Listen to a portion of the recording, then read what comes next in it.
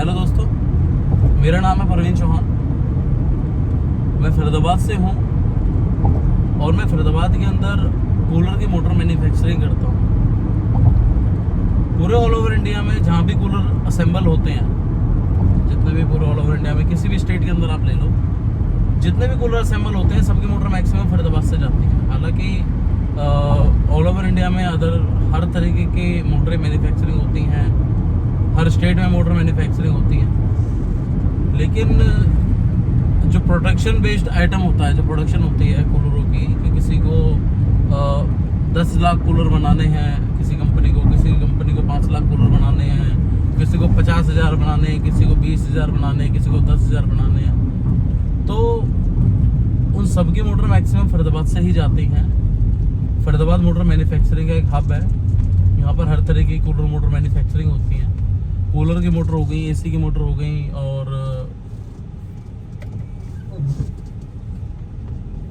Mixie की भी motor Faridabad में बनती हैं।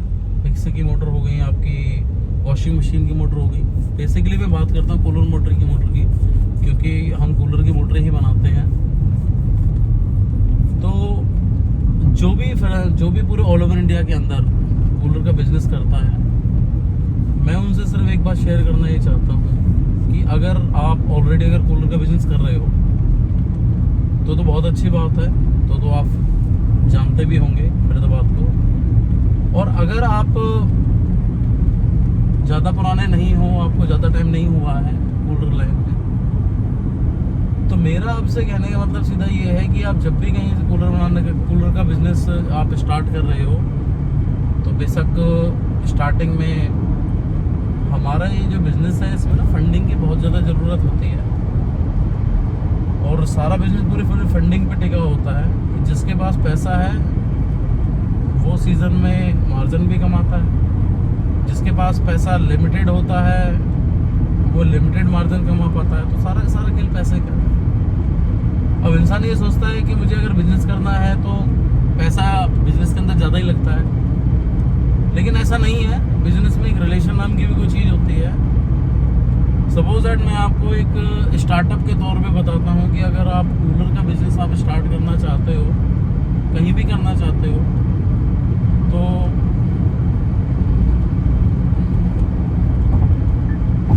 कूलर का बिजनेस आप कहीं भी स्टार्ट करना चाहते हो, तो उसमें सबसे ज़्यादा जो क्वालिटी वाली जो चीज़ आती है ना, जो आपको सबसे पहले फोकस रखना होता है, मोटर के ऊपर फोकस रखना होता है। क्योंकि आप कूलर के अंदर सिर्फ 3 या 4 चीज़ें मेन होती हैं। एक उसकी बॉडी कहीं से लीक ना हो, और दूसरा उसकी जो मोटर है, उसकी मोटर की क्वालिटी और उसकी परफॉर्मेंस काफ़ी ज़्यादा बेटर हो, और जो तीसरा इसमें आता है, एक हो गया पंप और एक हो गई पावर कॉर्ड। इन्हीं 4 चीज़ों के ऊपर पूरा का पूरा कूलर डिपेंड होता है। बाकी तो सब दिखावा है कि आप गत्ता अच्छा लगा लो, व्हील अच्छे लगा लो, टैंक कैपेसिटी आप क्या दे रहे हो, हनीकॉम पैड आप क्या दे रहे हो, वो तो जनरली मार्केट में हर किसी के पास एक जैसा रॉ मटेरियल होता है। लेकिन इसमें सबसे बड़ा खेल होता है मोटर का। अगर आपके कूलर के अंदर मोटर बहुत अच्छी लगी हुई है, मोटर के अंदर कोई कंप्लेंट नहीं है, तो आपका बिजनेस साल पे साल ग्रो करता है। सपोज दैट कि आप इस साल अगर 100 कूलर बना रहे हो, तो ऑन डिमांड ऐसा नहीं है कि आप सिर्फ 100 ही कूलर बनाओगे। आप मार्केट में और बंदों से अपनी मार्केटिंग भी करोगे, नए बंदों को आप जोड़ोगे भी, और जो पुराने बंदे आपसे के साथ कूलर लेकर गए हैं उनकी भी रिपीटली डिमांड आने लगती है। सपोज दैट अगर किसी के घर में कोई कूलर लग रहा है, परफॉर्मेंस अच्छी आ रही है, तो सामने वाला बंदा आपसे नॉर्मल सी बातें पूछता ही है कि कहाँ से कूलर लेके आए हो, परफॉर्मेंस अच्छी है।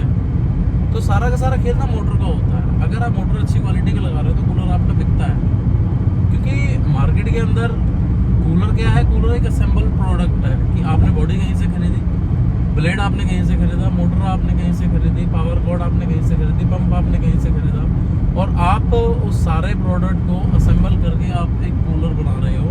तो आपका कूलर इस तरीके का बनना चाहिए कि जिससे सामने वाले बंदे को जब आपका कोई कूलर देखे तो उसमें उसे कोई किसी भी तरीके की आने वाले टाइम में कोई प्रॉब्लम फेस ना करनी पड़े। इवन दैट कम से कम 2 साल तो उसे सोचना ना पड़े कि मुझे कूलर प्रॉब्लम क्रिएट कर रहा है। तो मेरा मानना ये है, जब भी आप अपना कूलर बना रहे हो तो सबसे पहले आप अपना वेंडर से ही चुनो मिनिमम से मिनिमम आप बॉडी उठाओ। अगर आप स्टार्टअप कर रहे हो, आपका नया बिजनेस है, कम से कम बॉडियाँ आप उठाओ और अच्छी क्वालिटी की आप उसमें मोटर लगाओ।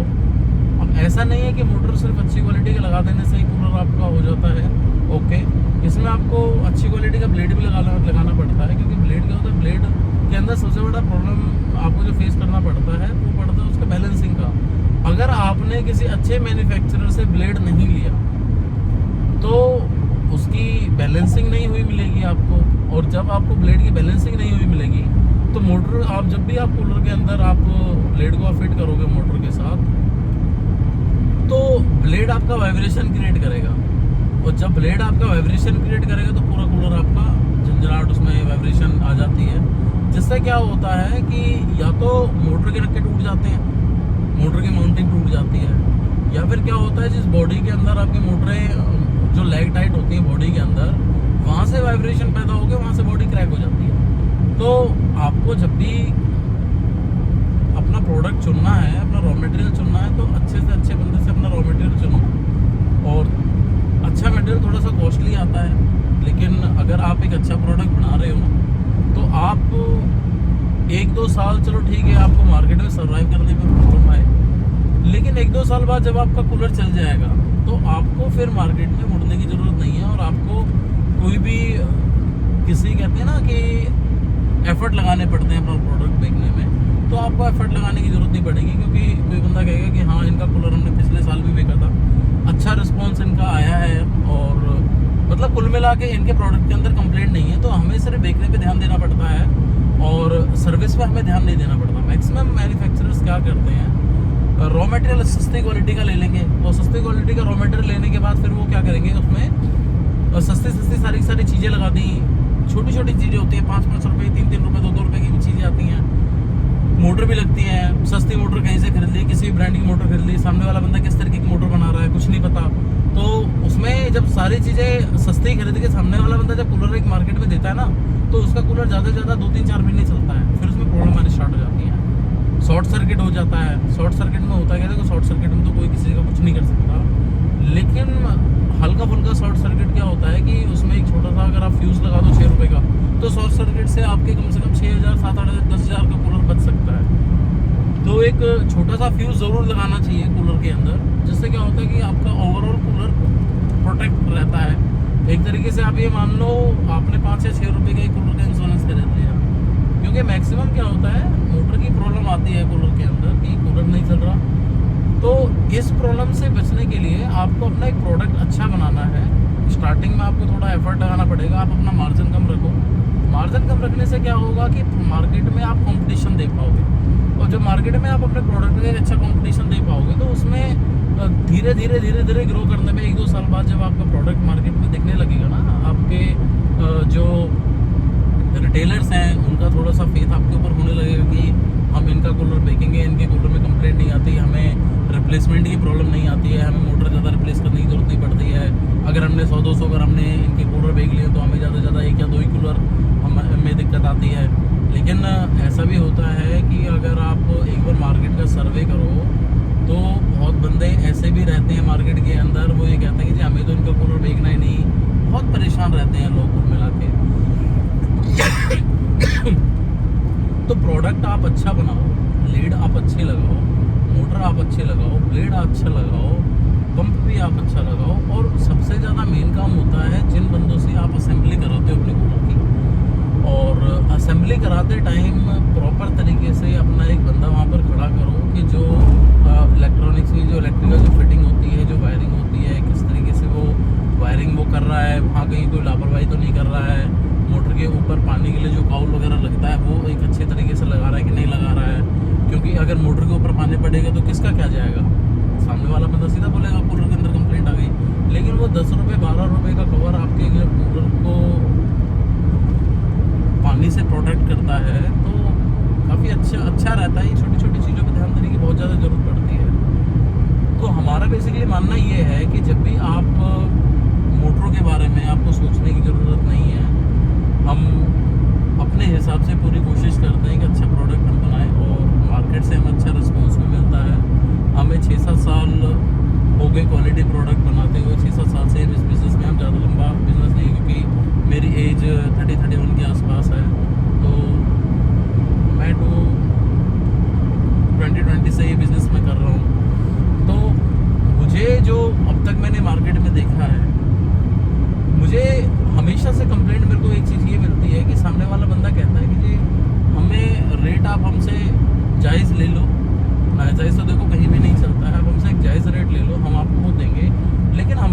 अंदर कंप्लेंट नहीं आनी चाहिए। होता क्या है कि बंदा कम से कम 1000 किलोमीटर दूर, 2000 किलोमीटर दूर, 1500 किलोमीटर दूर आपसे मटेरियल मंगाता है। मटेरियल मंगाने के बाद आपसे सपोज है सामने वाले बंदे ने 3-4-5 हज़ार मोटरें खरीद ली।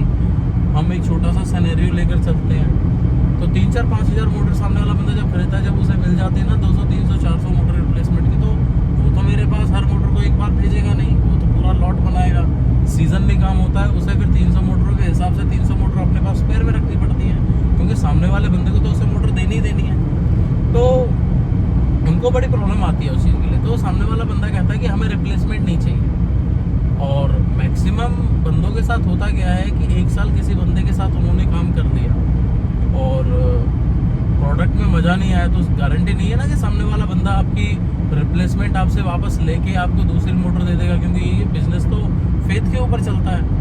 अगर हम किसी से मटेरियल मंगा लेंगे, हमारे पास किसी की रिप्लेसमेंट आ गई और हमने बोला नहीं जी ये तो नहीं चलती, क्योंकि उसे तो वो मोटर देनी ही देनी है। आप हम चाहे उसे दें चाहे ना दें, लेकिन उसे तो मोटर रिप्लेसमेंट देनी ही देनी है। क्यों? क्योंकि वो हमारे चक्कर में अपना ग्राहक खराब नहीं करेगा। तो हर किसी की डिमांड यही रहती है कि एक प्रोडक्ट मोटर और ब्लेड कूलर के अंदर जब लगे वो इस तरीके से लग जाए कि कूलर में लगने के बाद फिर कूलर में कंप्लेंट ना आए। तो बंदों की डिमांड यही रहती है। वो मैक्सिमम हमारे पास जितने भी कस्टमर्स आते हैं वो रेटों को लेकर कभी नहीं आते हैं, वो क्वालिटी को लेकर आते हैं कि हमें इस जगह पे एक क्वालिटी का प्रोडक्ट मिल जाए। और बंदों की डिमांड फुलफिल भी होती है, ऐसा नहीं है। और हम सिर्फ हमारी पॉसिबिलिटी यही होती है कि हम मिनी कूलर्स मोटर से लेकर हम टेंट कूलर मोटर तक हम डेवलप करते हैं। Tent cooler motor in the sense आप 30 इंची का आप टेंट कूलर ले लो, आप जो शादी ब्याह में कमर्शियल पर्पज से जो यूज़ होता है, तो हम उसकी मोटर तक हम बनाते हैं। तो मिनी जैसे काउंटर कूलर हो गया, काउंटर कूलर की मोटर हमारे पास मिलती है। उसके बाद जो रेंज है इसमें डेजर्ट कूलर मोटर आती है, डेजर्ट कूलर मोटर भी हमारे पास मिल जाती है, जो आपका कूलर तैयार होता है 16 इंची 6 पंखड़ी 5 पंखड़ी के प्लेट का एल्युमिनियम और प्लास्टिक में। तो वो एक तरीके से रूम कूलर सफिशिएंट होता है। उसके लिए डेजर्ट मोटर होती है, उसमें थोड़ी सी अच्छी क्वालिटी की अगर आप मतलब हैवी मोटर लगा लो, क्वालिटी तो सब ठीक जैसे रहती है।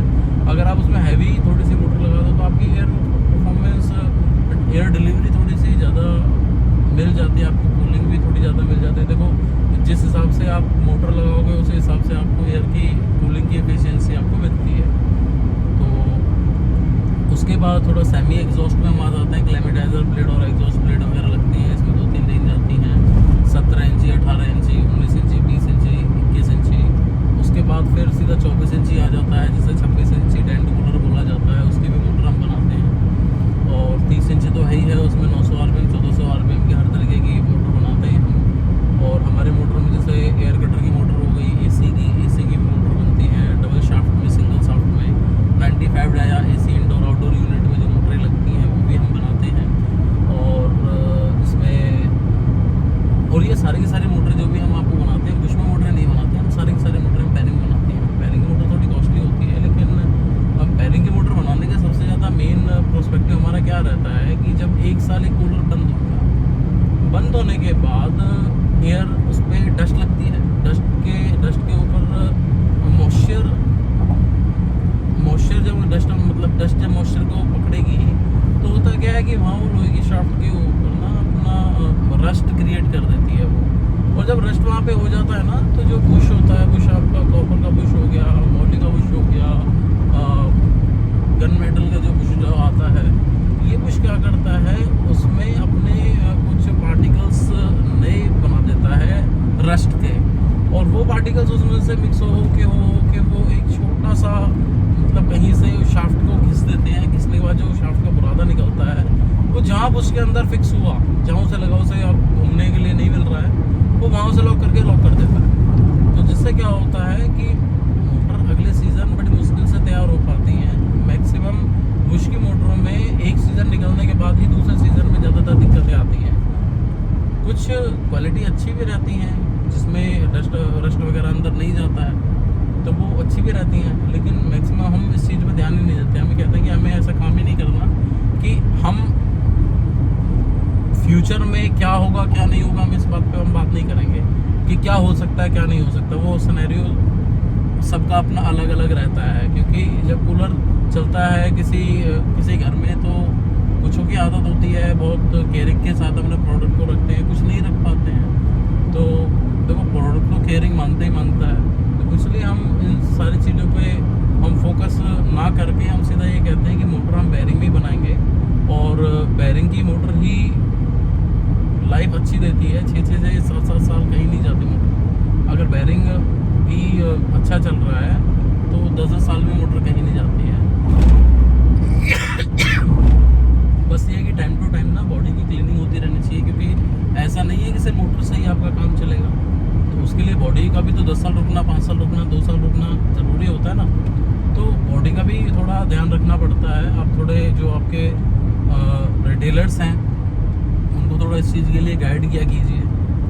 तो अगर आप अपने प्रोडक्ट के बारे में सामने वाले बंदे से रूटीनली बात करते रहोगे ना, और आपसे पूछते रहोगे कि क्या कोई कंप्लेंट आ रही है, कंप्लेंट नहीं आ रही है, कैसे नहीं है, तो फिर ये चीज़ें बिज़नेस को ग्रो करती हैं। और जैसे ही धीरे धीरे आपका व्यवहार सामने वाले बंदे को समझ में आने लगता है, आपकी क्वालिटी सामने वाले बंदे को समझ में आने लगती है, तो फिर आपको पीछे मुड़ने की ज़रूरत नहीं होती, फिर आपका बिज़नेस अच्छा स्टैंड करता है मार्केट में। तो इसलिए मेरा कहना ये है कि जब भी आप अपना कूलर बनाओ तो कूलर के अंदर सबसे पहले ये आप इंश्योर करो कि एक अच्छी क्वालिटी की मोटर आप लगाओ, उसमें अच्छी क्वालिटी का आप उसमें ब्लेड लगाओ। बाकी चीज़ों पे थोड़ा सा आप कॉम्प्रोमाइज़ कर सकते हो, क्योंकि पंप भी होता है ज़्यादा से ज़्यादा 6 महीने की वारंटी आपको मिलती है। मैक्सिमम से मैक्सिमम आपको जब तक मोटर कूलर के अंदर चल रही है तो कूलर आपका अच्छा चल रहा है।